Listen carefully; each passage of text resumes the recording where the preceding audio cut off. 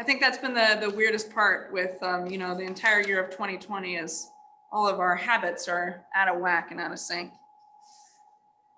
So when you heard the gospel this morning, how many of you went straight to God's spell?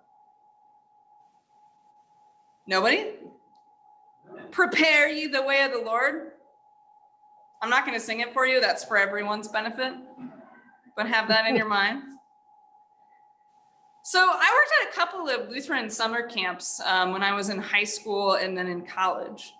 And how this often works is that each summer, when the camp staff comes to camp actually a couple weeks before any of the kids do, to prepare. And we did the normal sort of trainings around the camp, learning how to teach Bible studies, learning how to lead the songs. We would take CPR and first aid and child safety classes, learn how to belay people on the climbing wall and how to teach kids archery. Archery safety is very important. Another thing that always happens is that we physically prepare the camp for the arrival of the kids. Now, this usually includes a lot of cleaning and other maintenance projects around the camp. One of these, preparing the camp for having kids, is a long, tedious, and exhausting task of mulching trails. Now, the camp that I grew up going to is 300 acres of hilly land in eastern Iowa. And when I say hilly, I understand that if you've ever been to Marley Ridge, it looks nothing like that hilly. That's like a cliff, right? But it is still pretty hilly for Iowa. It's in the region of Iowa off the Mississippi River. That's just all limestone cliffs and caves. So there is quite a hill in the hiking trails. And so if you were on trail mulching duty, it went a little something like this. The head of maintenance would bring a dump truck full of mulch and dump a mountain of it as close to the trailhead as possible. And then you and a partner would grab a shovel and a wheelbarrow, and you would shovel as much as you can into that until it's just on that cusp of almost too heavy. You would take it to the trail and dump it, spread it out, and then go back for another load. My experience with mulching, and maybe some of you also have this experience when you're landscaping around your yard or putting mulch around trees, it never goes as far as you think it should. Like it takes like 2 or 3 bags of mulch from Lowe's to just get around one tree. And so if we're talking trails here, it's 2 to 3 feet at a time, maximum, per wheelbarrow. You dump it out, you rake it out, and it feels like you haven't gone anywhere, right? It's just how much this takes. And then you have to wheel it all the way back out to the entrance, shovel it up again, wheel it back down. And every wheelbarrow full gets you 2 to 3 feet farther, which doesn't really feel like very far. And then all of a sudden you're halfway down the trail and you have to hike back in and out every single time. Now,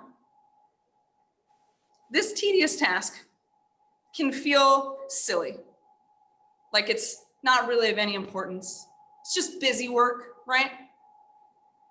But see, this mulching is an important part of the process in a camp life, to take care of these trails, to prepare them for the kids. Because these trails will be the place where kids will learn about God, where Bible studies will happen, where they're going to make new friends, where they will encourage one another and help one another and learn together. The thing is, preparing the way for the Lord is rarely glamorous. It's rarely a thing that even gets noticed, that often comes with no appreciation or acknowledgement whatsoever. No one has ever walked down one of my freshly mulched trails and was like, wow, this is the most amazing mulch job I've ever seen. I can really see the Lord's work in this. Nope, not once has that ever happened. Preparing for the Lord in our 21st century context means doing some pretty not glamorous things. Maybe it's coming to the church at 9 p.m. to fix the Wi-Fi so that there can be preschool the next day. Maybe it's coming to the church in the cold and the rain to put up the Christmas wreaths.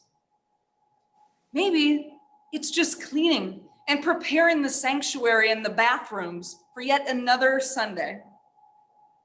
Maybe it's sending out more emails than you can count and doing so much work on some tedious spreadsheets.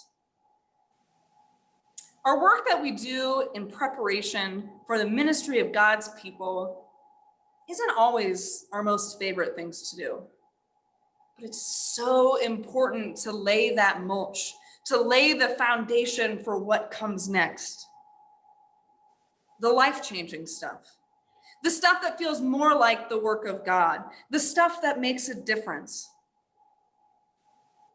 Teaching kids about the Bible, cooking meals for the hungry, sending Christmas greetings to those who are imprisoned, this sharing the love of God stuff. And friends, let's be clear, we cannot do any of this good stuff without first preparing the way, preparing a place for us to do ministry, preparing our community, preparing our building,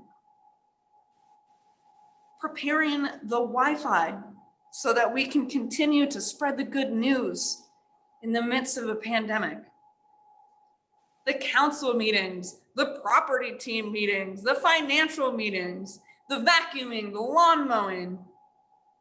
There's so much of it that can often just feel like it's just this tedious work and that it's not the good stuff.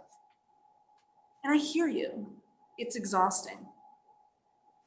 And when you've had it with your very last property meeting and you feel like you just want to give up, remember what you're working for. Remember of what you're preparing the way for. The gifts of God that are manifested into our world in love and service to our neighbors. That we are preparing the way for this. And this Sunday, for all of those who have felt like they have labored tediously this year and have done some hard, thankless jobs, I want you to hear this. Wow, that's the most amazing mulch job I've ever seen. I can really see the Lord's work in everything that you're doing because I see you. And more importantly, God sees you. Sees you mulching the trail and preparing this foundation for the Lord just a little bit at a time. Happy mulching. Amen. Amen. Amen.